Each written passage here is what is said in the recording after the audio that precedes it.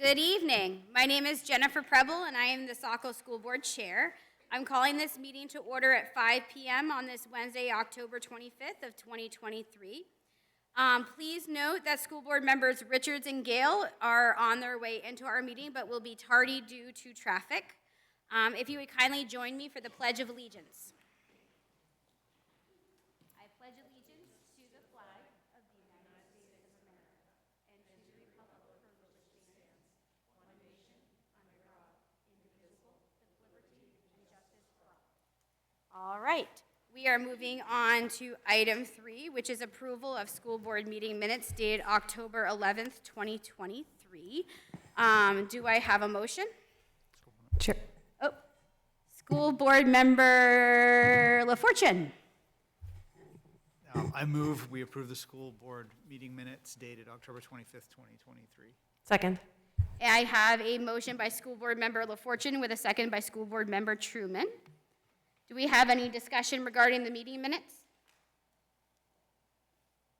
All right. Seeing that no one is seeking recognition for discussion, I will call a roll call vote. School board member Archie? Yes. I vote yes. School board member LaFortune? Yes. School board member Truman? Yes. School board member Johnston? Yes. All right. Motion passes to 4-0. All right. Moving on to item 4 this evening, adjustments to the agenda. I did not see any noted unless there's any we should add. All right. Moving on to item 5, correspondence. I did not receive any correspondence. Did any other board members receive correspondence this evening?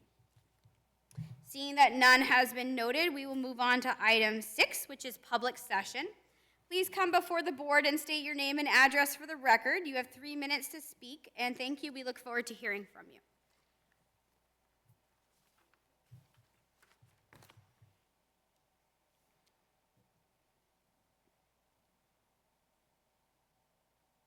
Seeing that no one is coming forward for public session and no one has signed up for it, we will move on to item 7, which is superintendent's report.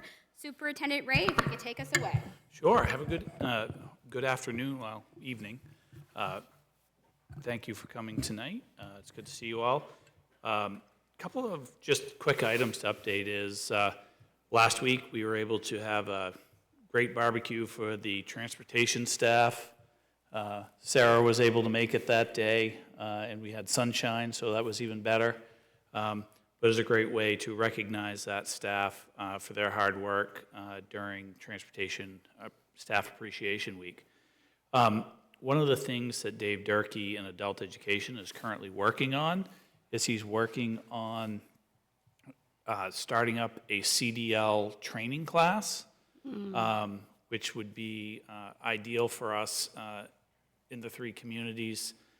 So that's something that we're really hoping that we're going to be able to move forward with. We've been working hard on October 1 enrollments. Stacy's done a fantastic job working on those, and we will update the enrollments during new business. Thursday and Friday of this week will be the Maine School Board Association Conference in Augusta, so we'll be there the next couple of days listening to all of the things that are kind of relevant to school committees, new laws, all of those pieces. It's typically a very good conference.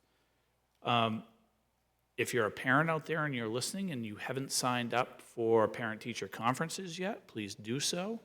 Those will be over the next couple of weeks, so please contact your teacher to make sure that you set up a time.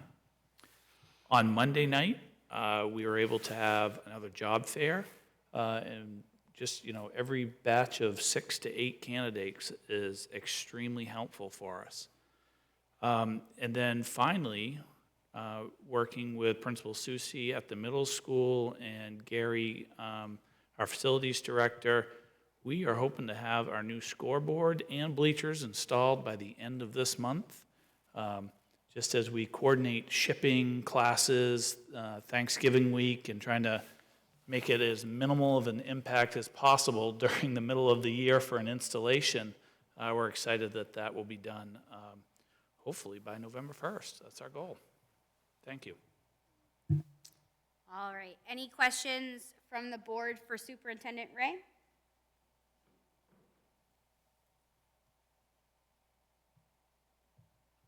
All right, thank you for the update. Moving on to item 8, Chair's Report. I have no major reports to report this evening as chair, so we can move right on to item 9, Staff Reports. And I believe we have a lovely presentation by the Resiliency Coordinators. So I'd like to welcome this evening our resiliency coordinators. As you know, this position has been in place for over 2 school years now, and we thought it appropriate to share with the board some of the success, a small snippet of some of the work that's been done. The curriculum committee this week had the opportunity to hear a much longer version of this presentation, so I certainly encourage you to go to the minutes and agenda of that meeting if you'd like to view a more extended presentation. And I'd like to open the floor to our resiliency coordinators to dive in a little bit more.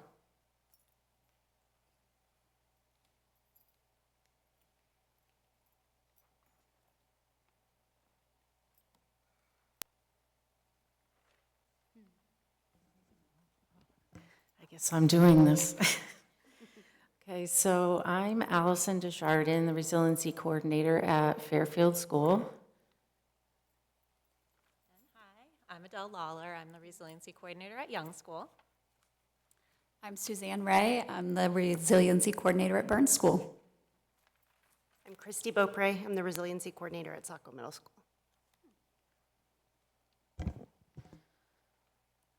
So our goal as resiliency coordinators is to help facilitate Saco School's transition to adopting, embracing, and implementing a trauma-responsive approach across settings through collaboration with staff, students, families, and the community, with the understanding that teaching through a trauma-informed lens benefits all students, builds resilience, and increases their capacity to learn, grow, and thrive.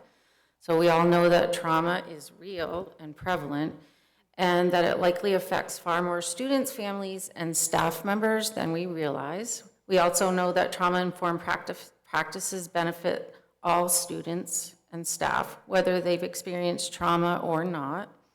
This approach is relationship-based, whole child-focused, and community-centered.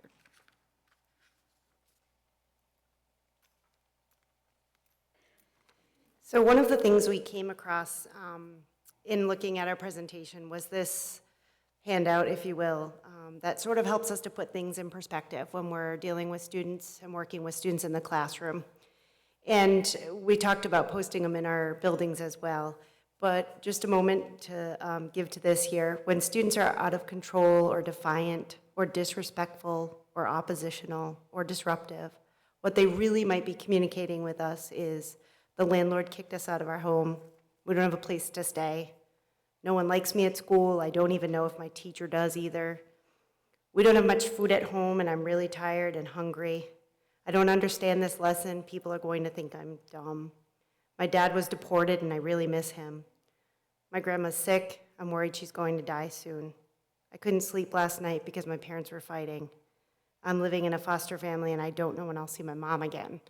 And one of the things we talked about earlier this week is all of these things are very real for us. And as resiliency coordinators, these are things that we are actually encountering in our schools. So we incorporate this knowledge into our work with staff and with students to really take on that trauma-focused lens.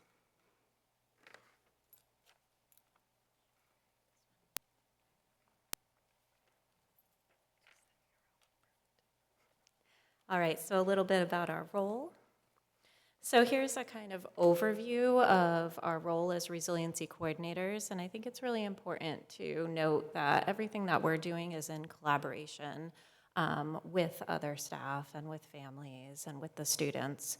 So we kind of broke it down that way, and we are working very closely with administration, with the school counselors, and with the social workers as well.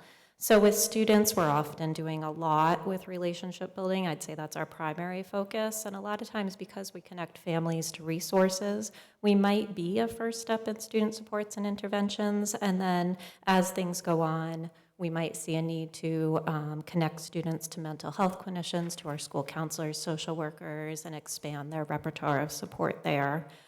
We also work a lot with students with attendance interventions, and at the upper grade levels, there might be a lot of attendance plans where we're really working to incentivize students to be at a school and help reduce chronic absenteeism. And at the younger grades, you'll see that might be closer with families as well. At the younger grade levels, we have a lot of involvement in the response to intervention strategies and data tracking. And for the older grades, a lot of that is more attendance focused. We're also very involved in the student support meetings that happen weekly with our administration, social emotional learning teams, and administrators. And with families, we're doing a lot of that work around connecting to resources and to outside services, supporting with a lot of basic needs. We have some great collaboration with the community to have food pantries set up, clothing needs, things like that. And also to help facilitate staff with outreach to families as well and helping them to develop some strategies to connect with families. Lots of attendance interventions. Sometimes that even involves transportation, helping to pick up kids in the morning and make sure they're at school so we can reduce that chronic absenteeism. Home visits, and we've had some fantastic opportunities to collaborate with PTO, particularly through the Some Days program. And with staff, we're supporting them to really integrate those trauma-responsive practices into their classrooms and make SEL be an embedded part of their school day, whether it's through transitions or within the activities in their classrooms, to help students be more available for learning. And a lot of this is done through modeling and coaching and Tier 1 intervention strategies. We also provide professional development opportunities, support staff wellness in a variety of ways so that they can be at their best to teach their students, and offer extra support and really fill in wherever is needed to continue to help support that staff and student wellness. There's many initiatives that we're involved in. You'll hear a little bit more about the Some Days program soon. We do interactive stories, which are a great way to get kids involved in their social emotional development. If we had more time, we'd talk more about that. And we collaborate with school counselors around classroom lessons, small groups. We might offer mindfulness yoga, the older grades advisory curriculum, and lots of community partnerships. And to sum it up, there's a quote from the Harvard University Center on the Developing Child. And the single most common factor for children who develop resilience is at least one stable and committed relationship with a supportive parent, caregiver, or other adult. And that's what we'd say at our very core. Our role is to make sure that every child has at least one quality relationship with an adult at school. All right. Another part of our job is to really work through our Someday project, which is now we're in our third year at the K-5 level, and the second year working through at the middle school. So for anybody that doesn't know, our Someday project, students are asked to select something they would like to see happen at school, and it could be fun, anything meaningful to them, that a wish, an idea, or an experience, and we work together with the teachers and staff to make sure that that happens for the student. The Someday project gives the students that voice and choice and that empowerment, relationship building and trust that it's gonna happen. The increased engagement at school, we've had students that maybe attendance hasn't always been great and they're like, hey, I need to get in, my classmates' someday is happening, or maybe it's gonna be my someday. And really just a sense of making school a little more fun and engaging for these kids. We've been able to collaborate across schools and with community partners. We've had students at the middle school come down and teach some of our younger students. We've had a lot of community businesses and partners that have donated time, monetary donations, and support to help make Some Days happen. And anytime we reach out and ask for help, people are always so willing to do that. It's been great for community service projects for some of the older students, also at TA, and just staff and student wellness in general. some of the some days that have happened, like one in particular, I can recall a couple of years ago at CK Burns, there was a student that wanted salad options at lunch. And the cafeteria staff was amazing, and they're like, yeah, we can do that. And then they said, I really like this idea. And now at CK Burns, we have salads offered every day to students, and it came from a someday, which is a pretty cool thing. So that voice and empowerment that one student made that difference for everybody, and it's been a lasting effect now.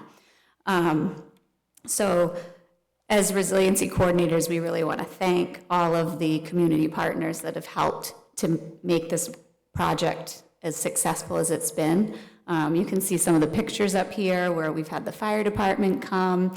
There's a little guy up there that wanted to have a lemonade stand and serve lemonade to all the kids at Young School. Lots of families coming in, students wanting to introduce their pets to their class. So we've had some cats visit and dogs and bunnies and who knows what else. But also we've worked with like the Animal Refuge League and had a snake come and visit, and they taught the class about snakes, and then everybody got to see that. So collaborating with so many different community partners has been awesome.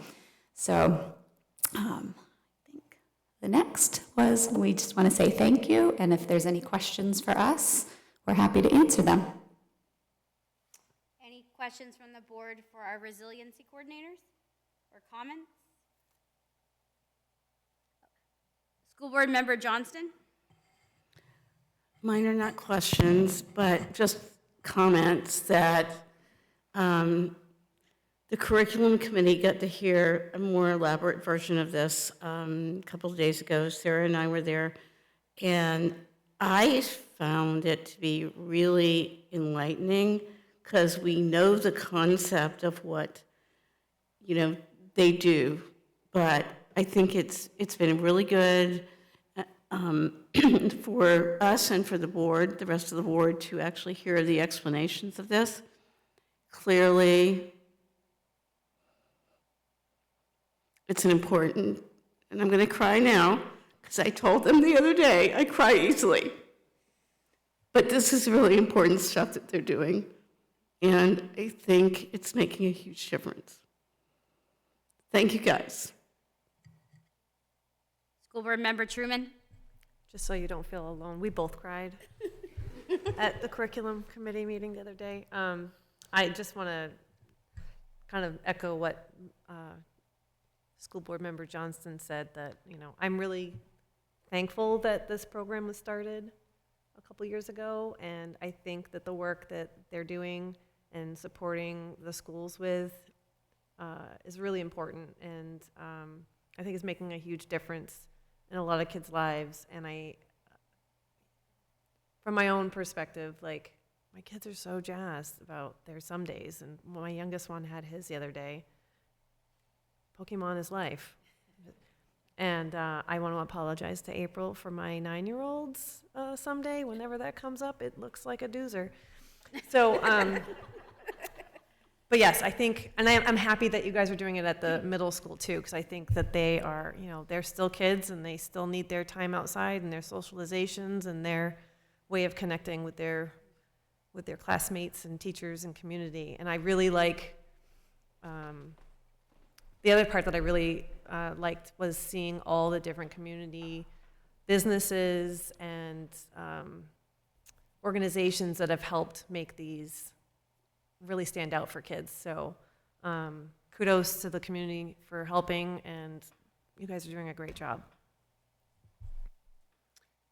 Any other comments for the resiliency coordinators or questions? Oh, School Board Member Johnston. Just one more comment. I think that I felt it was very important for the board to hear this information, but I really hope that the parents and the citizens are getting a look at this as well, which is why I thought it was great to bring it here as well, so that hopefully parents and citizens in general who might be watching this tonight, or maybe hear about it from a friend or a neighbor, will have a better idea of what is actually being done in a beneficial way for the kids. All right, I'm going to chime in last because that's usually I like to have the last word occasionally. I want to thank you for all that you do. Coming from a social work background that I have, I appreciate every single time you help a kid or a family. Finding resources is incredibly difficult, and I have an understanding of that, so I just want to say thank you for all that you do, and thank you for helping the kids. And my kids are also super jazzed about the Sundays, too, so that's a great thing. And I'm sorry if Duncan does karaoke ahead of time. So thank you very much for all that you do. You're very much appreciated. Okay, moving on to item 10, Board Subcommittee meeting minutes, Policy and Personnel Committee meeting minutes. Our next meeting is November 8th at 2023 at 5:30 p.m. We have a Finance and Infrastructure Committee meeting. Our next meeting will be November 1st, November 1st of 2023 at 4:30 p.m. And that will be at the 90 Beach Street location, is that correct? All right. Curriculum and Committee will be meeting October 23rd, which did occur a few days ago at 4:30. I believe that was Monday, if I'm correct. All right. And we just had that wonderful update. Any questions regarding board subcommittee meetings or minutes? Yep, School Board Member Truman. Just wanted to mention that the next curriculum committee meeting is November 27th November 27th is the next curriculum. Thank you. at 4:30. At 4:30? Yeah. All right, perfect. Thank you so much for that update, School Board Member Truman. Any other comments, questions, concerns? All right, we will move on to old business. I did not see any old business listed. So we can move on to item 12, new business. There is a memo under letter A for new hires, and I believe there may be a motion that is required. All right, do I have a motion? Oh, School Board Member LaFortune. I move we approve the nomination of Yadira Pendleton, ML teacher at Saco Middle School, and increase her from .8 to full-time effective immediately. Second. I have a motion by School Board Member LaFortune, seconded by School Board Member Truman. Do we have any discussion regarding the motion on the floor? Seeing that there is no one seeking recognition, I will have a roll call vote. School Board Member Archie? Yes. School Board Member Richards? Yes. I vote yes. School Board Member LaFortune? Yes. School Board Member Gale? Yes. Welcome. School Board Member Truman? Yes. School Board Member Johnston? Yes. Motion passes 7-0. All right, moving on to item B under new business, item 12. We have resignations. I believe there is a motion that is required this evening for that. School Board Member Truman. I move we accept the resignation of Gretchen Hansen, Saco Middle School teacher, effective October 27th, 2023. I have a motion by School Board Member Truman. Do I have a second? Second. Second by School Board Member LaFortune, if I heard correctly. All right. Any discussion regarding resignations? Seeing no one is seeking recognition, I'll have a roll call vote. School Board Member Archie? Yes. School Board Member Richards? Yes. I vote yes. School Board Member LaFortune? Yes. School Board Member Gale? Yes. School Board Member Truman? Yes. School Board Member Johnston? Yes. Motion passes 7-0. All right. Moving on to item C under new business. Hold on. I missed one, so sorry. Yeah, we have one more motion. I move we accept the resignation of Stacy Nast, data manager, effective December 31st, 2023. I have a motion by School Board Member Truman. Do I have a second? Second. Oh, I heard a second from School Board Member LaFortune, just a hair before School Board Member Johnston. Any discussion on the motion on the floor? I just want to say thank you to Ms. Nast for all of her work that she's done for the Saco schools over the years. All right. Any other? Oh, School Board Member Johnston. I would just like to say the same thing to reiterate what Sarah has said. Thank you very much, Stacy. All right. Seeing no more comments, but thank you again. We will move on to roll call vote.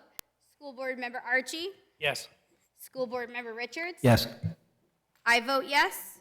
School Board Member LaFortune, Yes. School Board Member Gale, Yes. School Board Member Truman, Yes. School Board Member Johnston. Yes. Motion passes 7-0. All right, I think that is on now all the motions. So now we can move on to school construction update. Item C, Superintendent Ray. Okay, since the last time we met, the piece that has been done is that our Oak Point and the traffic engineers have replied to all of the comments from the DOT and have sent in submittals of what intersections would look like using the feedback from a meeting a couple of weeks ago. So that is a big step. Hopefully, everything will be accepted, and from that point, that is, once we have that movement kind of permit go-ahead, then we will be approaching the State Board of Education to get site approval. Any questions for Superintendent Ray? All right, seeing no one is seeking recognition, we can. Madam Chair, Oh, I stand corrected. just a quick question. In terms of the time frame, Superintendent Ray, do you have sort of an idea on that, or? So I really don't, Beth. I mean, I think it's work at their rate. We've been pushing pretty hard to make sure this happened because our goal is to hit the December 13th state board meeting. But that is a goal, but it's all dependent on that traffic permit.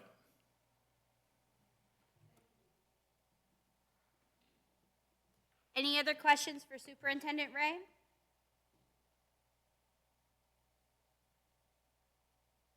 All right. Moving on to item D, enrollment update. We have final October report, Superintendent Ray. Okay, so in your packet is a memo about our student counts. And if you go to the bottom of the page, that shows you a real comparison. That's a snapshot from the system that we have to sign off on for the DOE that really breaks down all of our enrollments and subsidies from each school. It breaks down our economic status, our special education counts, our EL counts. And what you can see if you look at the bottom of that top chart would be the percent change from a year, the year before. Want to draw your attention that currently we, district-wide, are plus 13 special ed students, plus 29 students on our subsidy counts, and plus 46 EL students. And so that is all from October 1. So that doesn't mean that, and that's compared October 1 to October 1. So throughout the year, obviously, you get additionals or subtracted students. What can we expect subsidy-wise from looking at these numbers? The current situation is always when you have more students, that tends to be one part of the driver, and knowing that as subgroups increase, they also have weighted counts. As I stated to you guys in an email around valuation, that can, along with attendance, that concerns me the most, looking at currently a 14% valuation increase from year over year.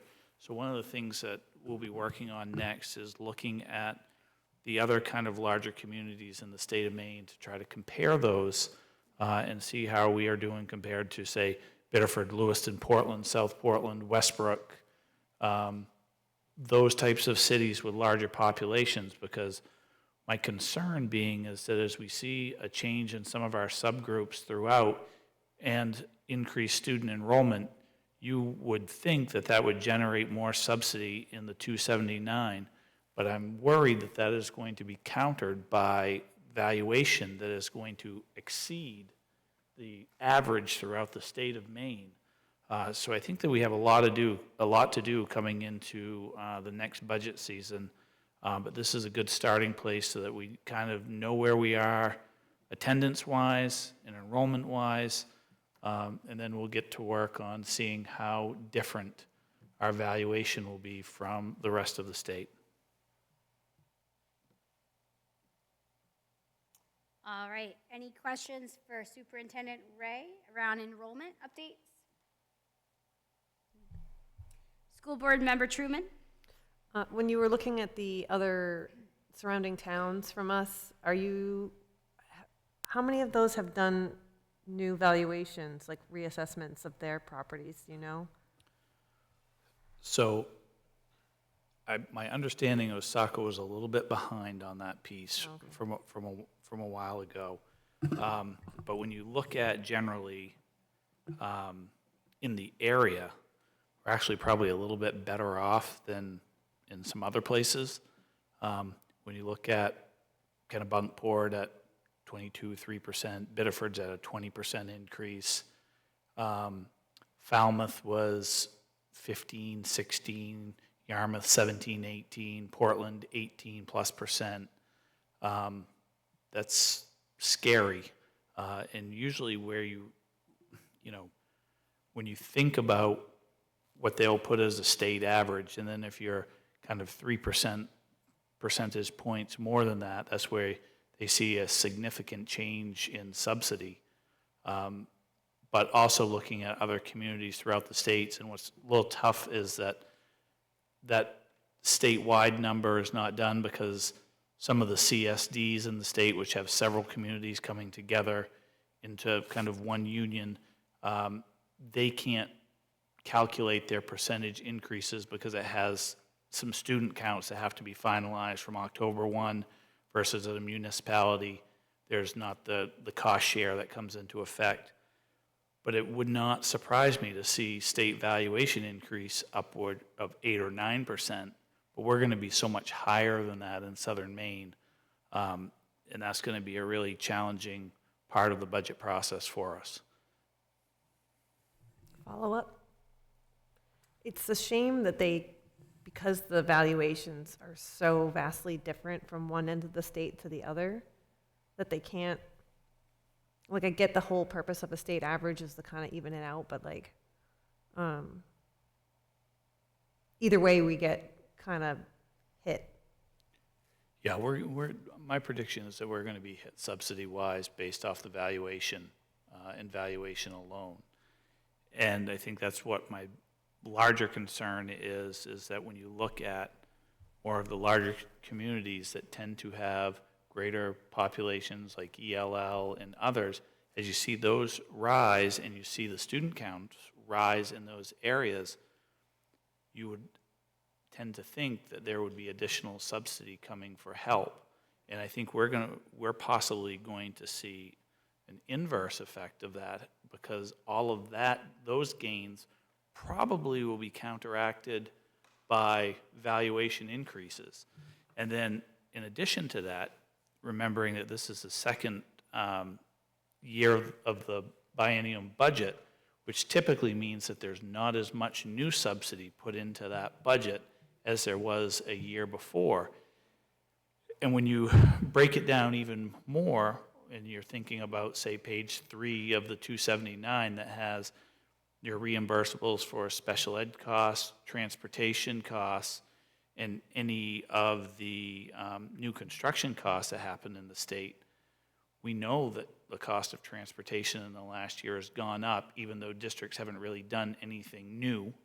So you're going to have more funds put to that page. Special ed costs have rose statewide, so there's going to be more in that piece. So as those reimbursable costs throughout the state increase, and then you have greater valuation, I think there's some concern about how all of that math comes together, which could present a pretty challenging budget season.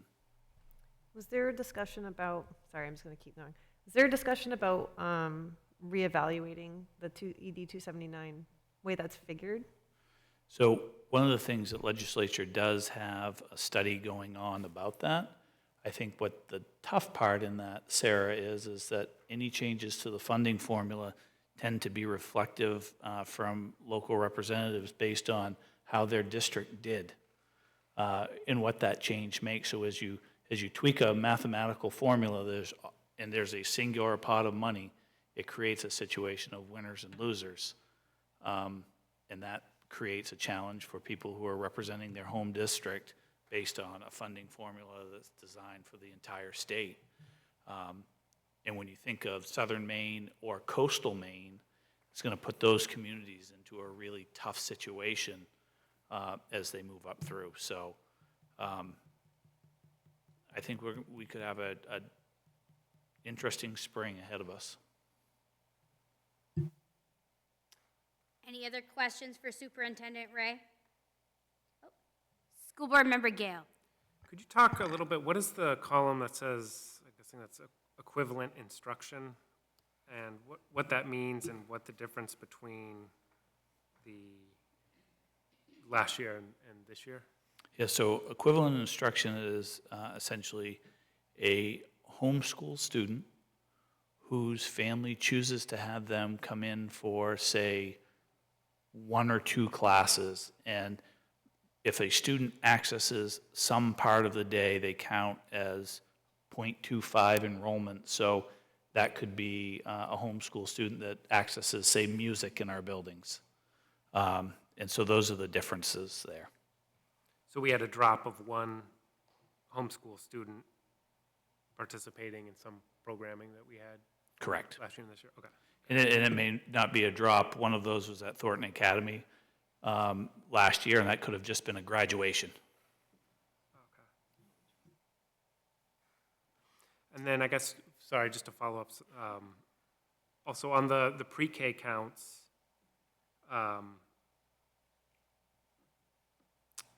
so it's up 7.6% over last year, and then if you look at the grades following that, is it safe to assume, or maybe it's not, that there will be larger percentage increases as those kids move from pre-K into the K through 2 next year? So that 7.6 will see more than a 1.18% increase next year? No, I don't know that that's necessarily true. The pre-K number was the ability that we had as Jamae changed into being more of doing some of the UAs. We were able to add an extra halftime teacher for the classroom session. Okay. And so those students came from our ability to add more in that situation, an extra staff member. If you look at projections that have been done through the school construction project, we hover and, long-term right around that 180 to 200 kids per classroom. And so when we've done that piece, when you think about a 1 through 5 school, kind of the max would be like 1,100 students in that school, and that would be a little bit on the high end. Okay, thank you. Any other questions for Superintendent Ray?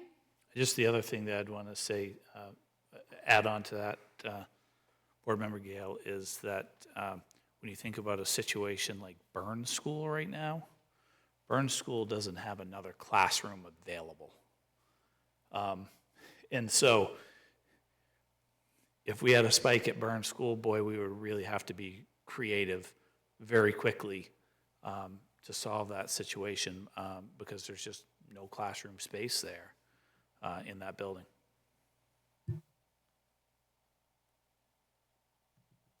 Any other questions for Superintendent Ray? All right. Safe to say we're moving on to item E, pre-K building lease review. Superintendent Ray? As I mentioned last time at the board meeting, that we're not that far out from knowing that Toddle Inn's lease ends at the end of next year. I wanted to make sure that everybody had a copy of the current pre-K lease. These will be part of our discussions in upcoming meetings at our finance and infrastructure meeting, just to start thinking about what are some of the spaces that were looked at in the past, what is our current plan, helping people be familiar with what kind of approval is needed as we move forward. That's not just the lease situation requires not just a school committee approval, but it was also written in there for a city council approval. So I just wanted to make sure that everybody had that document, was aware of what it said, so that we can start discussions, because a year and a half-ish is not really that far away. Any questions for Superintendent Ray? School Board Member Johnston. Not so much a question, kind of a reflection on my part in the past, because I was involved when the whole Toddle In thing became in front of us. First of all, I appreciate, Superintendent Ray, that you're putting this out for everyone to see. We are still a little ways off before we have to start making an actual contact or a decision or whatever, but I think that to be ahead of it is a great thing. I've never honestly been a fan of this situation, and I will just put that out there. But I appreciate the fact that we're starting to look at it now. It's never been an inexpensive proposition for us, but I know that we also need to figure out what we could do as an alternative, and to get ahead of that is a very good plan, in my opinion. So thank you.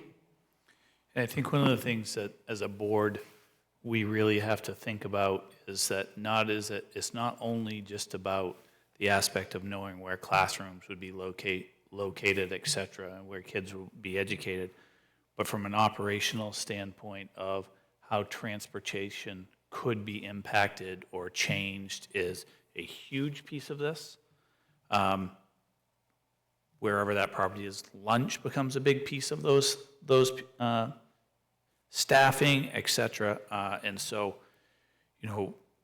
in fairness to our employees throughout the district and each department, that is why it's there now, so that we're not, what I don't want to have happen for us is that a decision is made during the next budget cycle, during that process, that only gives planning for a couple of months. My hope would be that we would have a full year of planning to have things, a decision made, plans put in place, and allow our staff the appropriate time to do things. Because, quite frankly, let's just say there was, pretend that there was a relocation of space.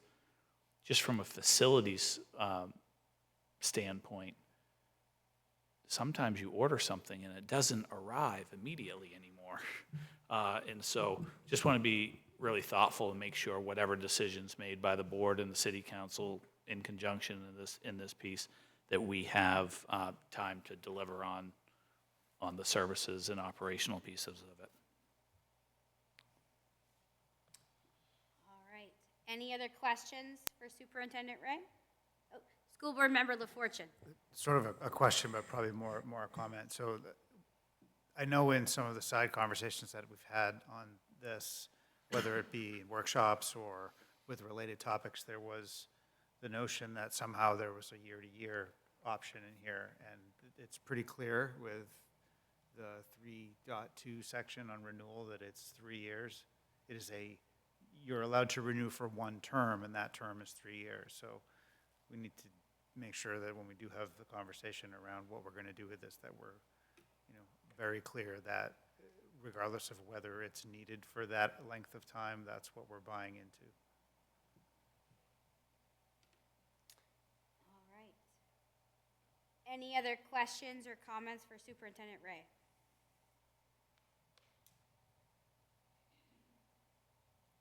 Seeing no board members seeking, School Board Member Gale. I'm so sorry. Okay. I guess one quick question that I had after looking at it, that I guess it's on page 2. Is there no section 5.2 on there? Because it jumps from section 5.1, and when it's talking about the lease, initial term of rent, and then the section 5.3 goes into the security deposit. And I thought somewhere, and then on page 1, when we talk about on section 3.2, it refers to section 5.2 herein. I just didn't see that included on the following page. This is this, I'll have to research that well. This Okay. is the signed document, and maybe it goes back to the first signed one, because this was an amendment of the lease. Okay, gotcha, all right. School Board Member Truman. At what point do you think you want to start this process? Very soon, within the Okay. next month or so. I think some of it is just about, not necessarily decision-making, but bringing all current board members up to speed on what some of the history and discussions were, what were some of the other options that happened before the lease, trying to put together what could be options for whatever time this needs to work into when we are in a new building. And so I think we have to build that history and refresh that piece and lay those out. I'd like to review some of the work that has been done as a group of what were all the considerations that were out there. Are any of those still viable? Go through all of those pieces. School Board Member Gale. That would be great, just personally for me, because a lot of this history is, I know there's a lot of history there, and just hearing some facts about things and echoing what School Board Member Johnston was talking about in terms of just having the lease out for everybody to see, and as we move forward, just having everything out in the open and very clear how we're getting to the decisions, and I think that's fantastic. So I'm looking forward to getting this done. And quite frankly, neither Meg or I have that history as well. And so that's one of the pieces that we want to know what, so that, don't want to be chasing down one avenue if we know that's not even a possibility anymore. And bringing that group to, this finance and infrastructure is where this would sit for a committee, and bringing that knowledge to the table. That may be part of the agenda on the first, again, to review this piece and to start. I think the big piece is to start building that history and building that document of what happened in the past, and we will need to pull some meeting minutes, notes, and things like that for those considerations. I have one more question. School Board Member Truman. Can we get a copy? Do we have a copy of the first lease agreement that was signed? I suspect that there's one in Central, I suspect we have that on Because file. it looks like some of the pieces that are missing in this lease Could be in that are first in that one. Yep. And they've just deleted or added, modified certain pieces of it and just put it in this one, because it's like section 9's deleted and replaced with this part. So like, I'd like to kind of compare. Yeah, I'll call Bill Stockmeyer and get that from Drummond and Woodson. Okay, cool. I believe Bill was the attorney who did a lot of that work and is listed in this document. Okay, cool. School Board Member Johnston.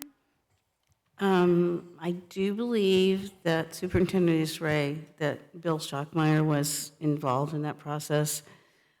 And I apologize, but some of the details of this early on, I don't really remember either, although I suspect somewhere in my house there's some documents that relate to it.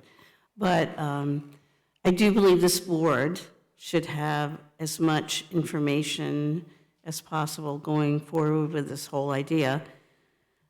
I would just have to say that it was a convoluted process. And I'm not sure how many other options were actually in the offering.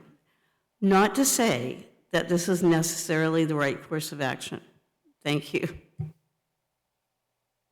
All right. Any other questions or comments for School Board Member? Superintendent Ray. Any other comments or questions? All right. Looks like we can move on to item F, which is first reading of policies. I have policies JLCBD,